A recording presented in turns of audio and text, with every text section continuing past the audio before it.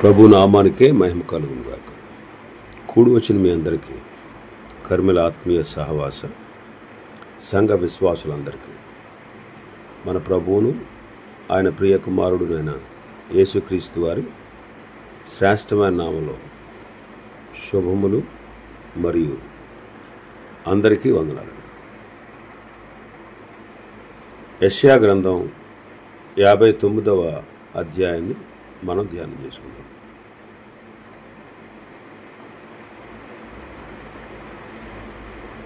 యెషయా గ్రంథం 59వ అధ్యాయం. ఇందులో ముఖ్యమైన అంశం ఏంటంటే దేవుని చొరవతో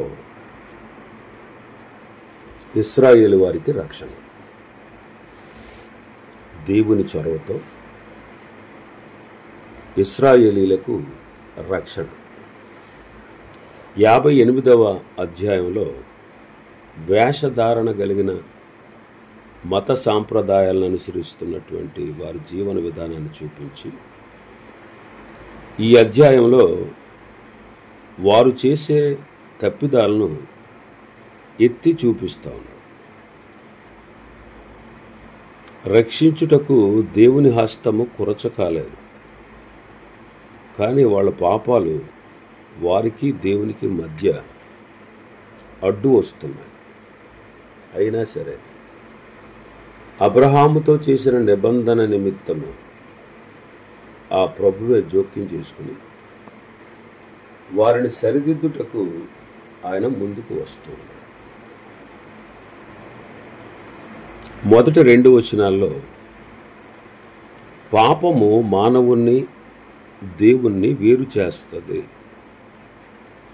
పాపం అనేది మానవుణ్ణి దేవుణ్ణి వేరు చేస్తుంది.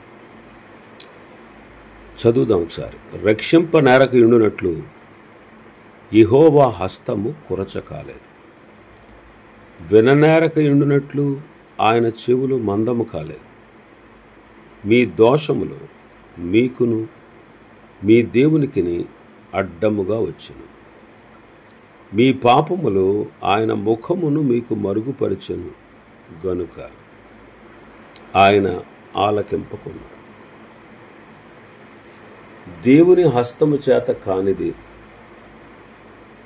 దేవుని చేత కానిది ఏదీ లేదు. ఆయన చేతగానివాడు కాదు, వినలేనటువంటి చెవిటివాడు కాదు. అసామాన్యమైన కార్యాలు చేసే హస్తం ఆయన హస్తం. ఆదికాండం 18వ అధ్యాయం 14వ వచనాన్ని ఒకసారి చదివితే, ఆదికాండము 18:14. యెహోవాకు అసాధ్యమైనది ఏమైనా ఉన్నదా? యెహోవాకు అసాధ్యమైనది ఏమైనా ఉన్నదా? ఏదైనా ఉందా? ఆయనకు అసాధ్యమైనది లేదండి. ఆయనకు అసాధ్యమైనది లేదు. నెగిటివ్ థింగ్స్ ఆయనలో ఉండవు. ఆయనకు అసాధ్యమైనది లేదు. సమస్తము సాధ్యపరచగలిగిన దేవుడు ఆయన. మరి ఇక్కడ ఈ 18-14 ఆదికాండంలో ప్రభువే శారాతో మాట్లాడుతాడు. శారా నవ్వింది. ఎందుకనంటే అబ్రహాముకి 100 ఏండ్లు, శారాకి 89, అబ్రహాముకి 99. ఆ సమయంలో ప్రభు వచ్చి మీదటికి ఈ కాలమున నీకు కుమారుని ఇస్తాను అని చెప్పి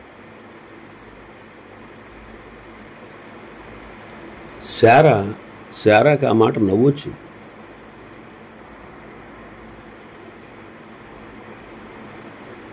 వృద్ధురాలనైన నేను నిశ్చయముగా ప్రసవిస్తానా అని శారా నవ్వింది. నేనేమో బలం ఊడికిపోయిన దాన్ని. ఈ సమయంలో నాకు సుఖం కలుగుద్దా? నా యజమానుడు వృద్ధుడైపోయి ఉన్నాడు కదా, నాకు స్త్రీ ధర్మము నిలిచిపోయింది కదా అని, ఇది ఎలా సాధ్యమవుద్ది అని నవ్వింది. ప్రభు అంటారు, యెహోవాకు అసాధ్యమైనది ఏదైనా ఉన్నదా? చూడండి, 90 సంవత్సరాల శారా, 100 సంవత్సరాల అబ్రహాము కుమారుణ్ణి కన్నారు. ఇస్సాకు వాళ్లకు పుట్టాడు. అంటే దేవుడు వారికి యవ్వన బలాన్ని ఇచ్చాడు. యవ్వన బలాన్ని ఇచ్చాడు.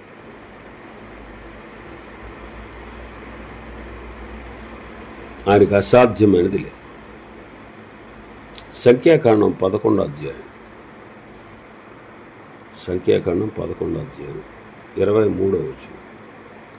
అందుకు యెహోవా మోషేతో ఇట్లనెను, యెహోవా బాహుబలము తక్కువైనదా? నా మాట నీ ఎడల నెరవేరునో లేదో ఇప్పుడు చూచెదు.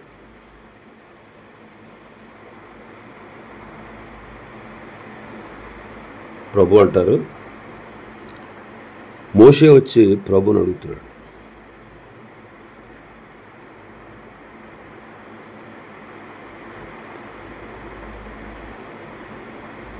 మాకు మాంసం కావాలి అన్నారు.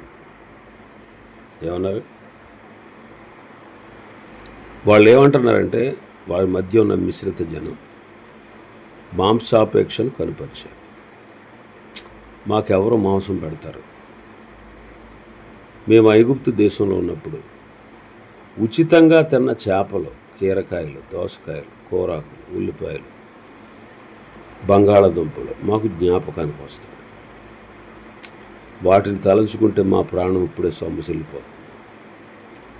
ఈ మన్నా కాక మా కన్నులు ఎదుట మరేమీ లేదు అని చెప్పుకున్నారు.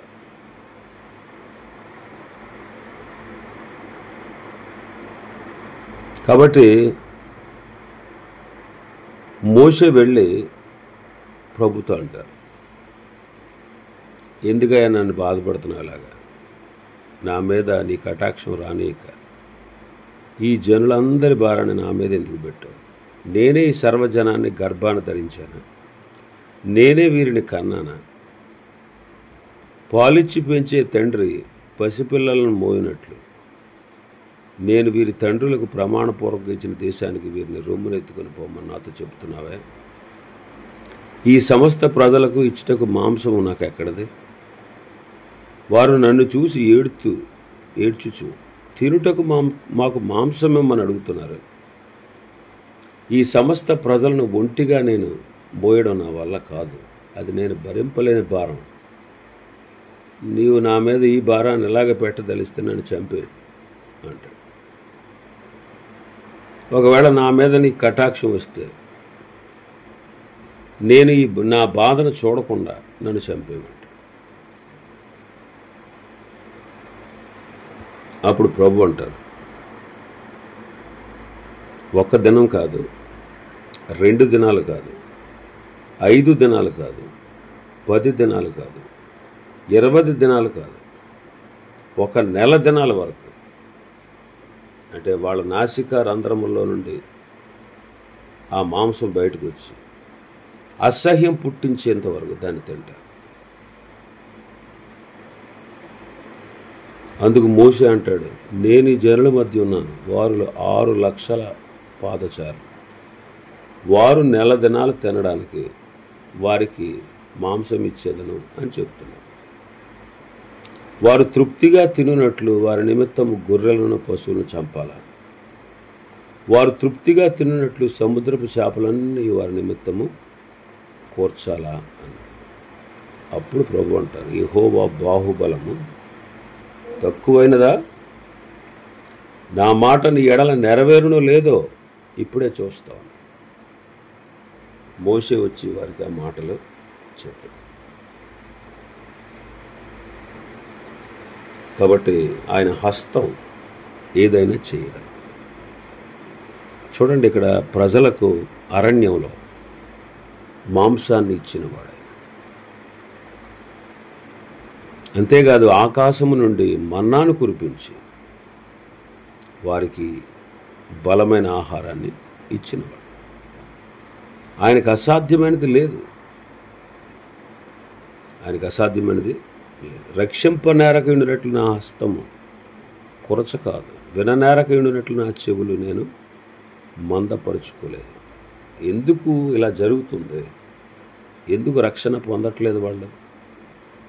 ఎందుకు వారి ప్రార్థనకు జవాబు రావట్లేదు? దానికి గల కారణం ఏంటంటే పాపం. మీ ప్రార్థన వినకపోవడానికి, మీకు సహాయం చేయకపోవడానికి కారణము పాపమే అంటారు. ద్వితీయోపదేశకాండం 32వ అధ్యాయం 19వ వచనం.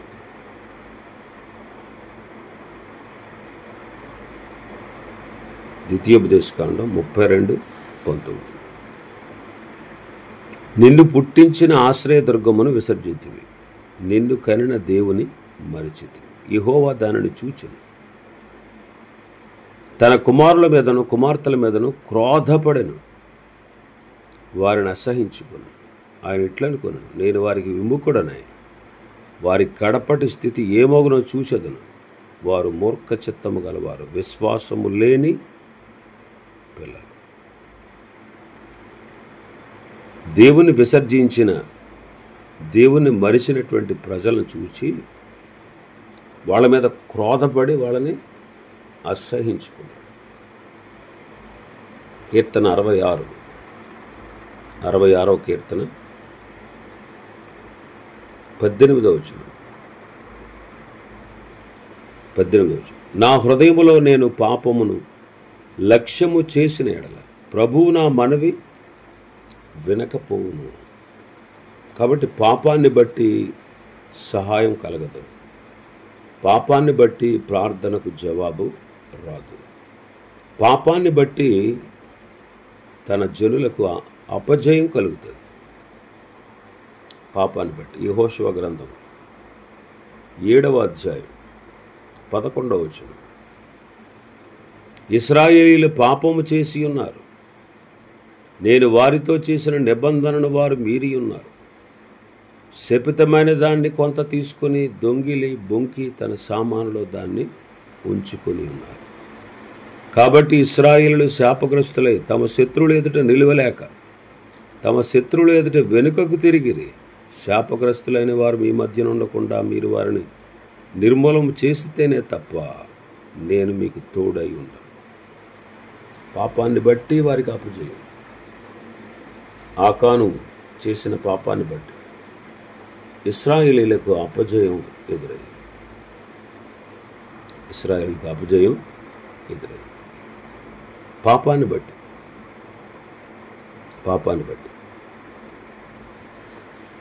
కాబట్టి మనం దేవుని సంతోషపరిచేవారు,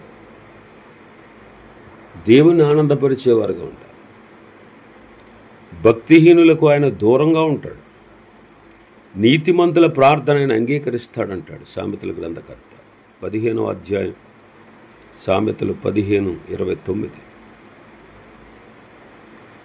భక్తిహీనులకు యెహోవా దూరస్తుడు, నీతిమంతుల ప్రార్థన ఆయన అంగీకరించు.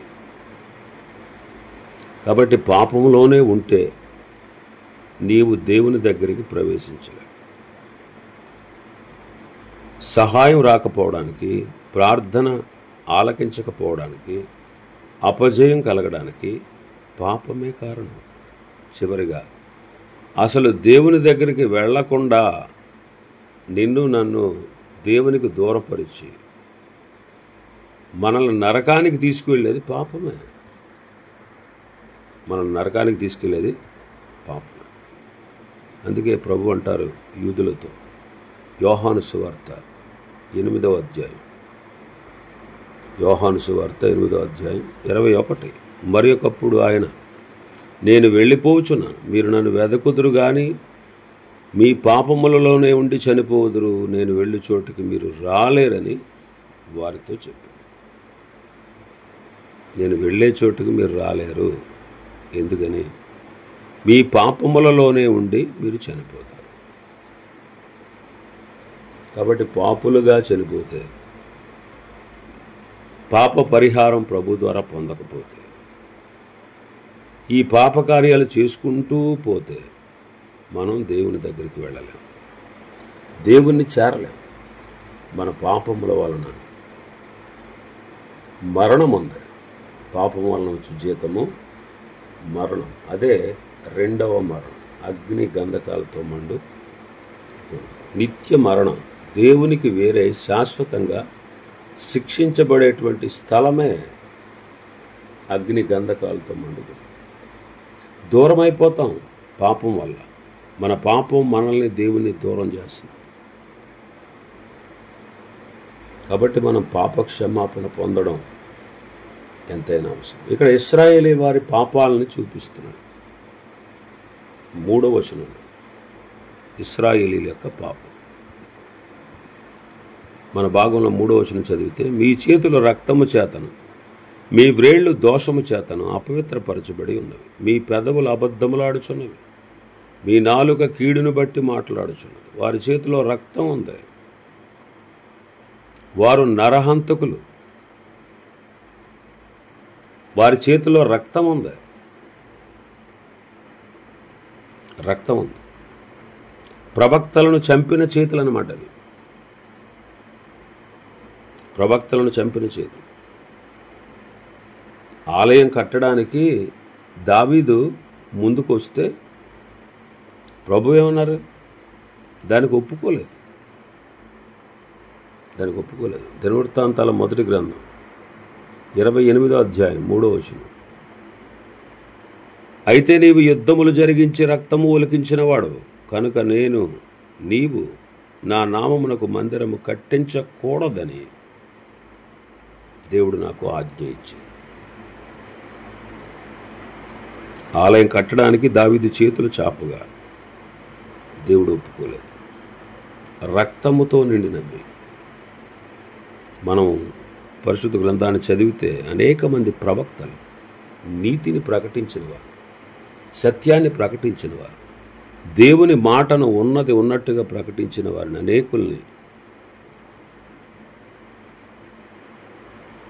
వారు మార్పు కోరి ప్రకటించినటువంటి వారిని చంపేశారు.